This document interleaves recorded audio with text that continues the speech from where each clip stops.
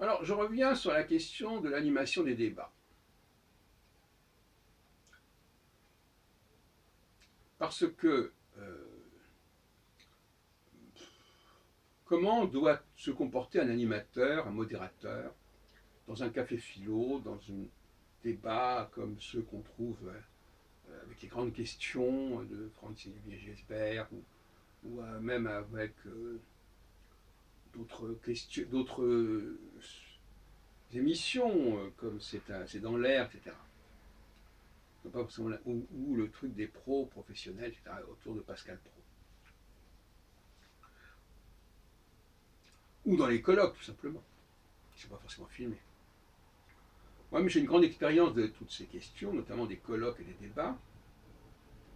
J'ai plus de 40 ans, 45 ans, je dirais. Et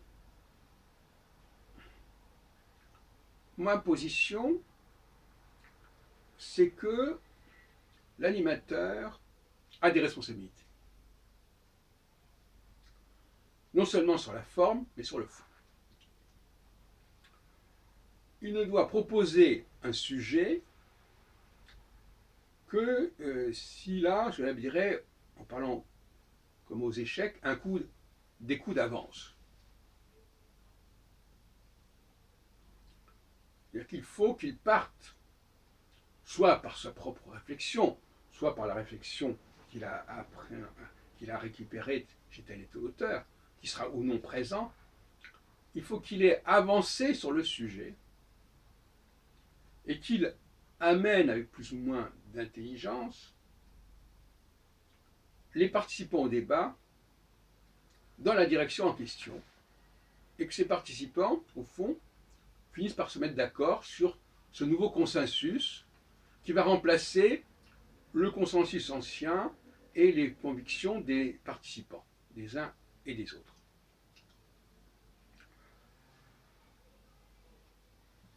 Si ce n'est pas le cas, ça n'a pas beaucoup d'intérêt. Dans les cafés philo que j'ai animés, notamment le café philo McDo, 2017-2018, j'ai toujours respecté cette règle. Je ne lançais pas un débat si je n'avais pas avancé sur le sujet et ne pensais pas avoir des choses à faire comprendre, ou plutôt dont il s'agissait de prendre conscience, chez les intervenants, chez les participants. Et je pense que c'est un peu comme ça que procédait Socrate. Il ne s'agissait pas tellement d'imposer ses idées, mais de faire prendre conscience aux participants qu'il y avait des choses qu'ils savaient sans le savoir, des éléments dont ils avaient les connaissances quelque part, mais qu'ils n'avaient pas connectés entre eux. Il ne s'agissait pas tellement d'apprendre des choses nouvelles.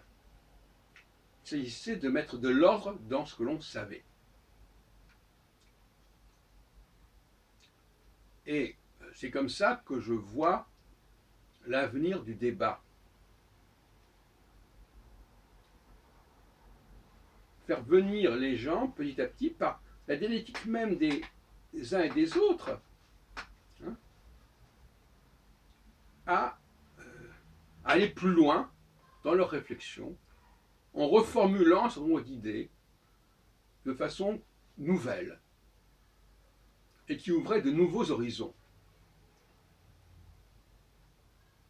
Je n'accepte pas un animateur qui se contente de faire parler les uns après les autres et qui ne prend pas ses responsabilités. Ce qui veut dire quand même qu'il doit avoir un certain niveau intellectuel parce qu'il faut qu'il soit parfaitement à l'écoute de ce qui se dit et qu'il jongle et qu'il surfe sur ce que les uns et les autres disent pour arriver à mettre en évidence soit des convergences, soit des divergences qui n'étaient pas forcément ni les unes ni les autres parfaitement évidentes au départ. Mais l'idée de base, malgré tout, c'est de parvenir au bout du débat là où l'animateur avait décidé de parvenir. Alors, je ne sais pas si vous êtes d'accord avec moi, mais je crois que ce n'est qu'à ce prix-là que les choses peuvent avancer.